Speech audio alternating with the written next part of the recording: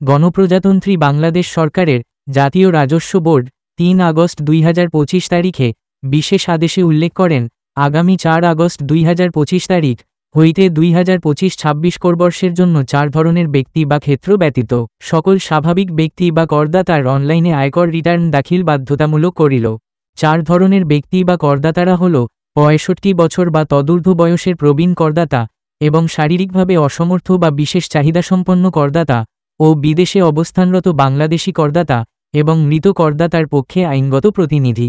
তবে এই ৪ ধরনের ব্যক্তি বা করদাতাগণ ইচ্ছা পোষণ করিলে অনলাইনে আয়কর রিটার্ন দাখিল করিতে পারিবেন।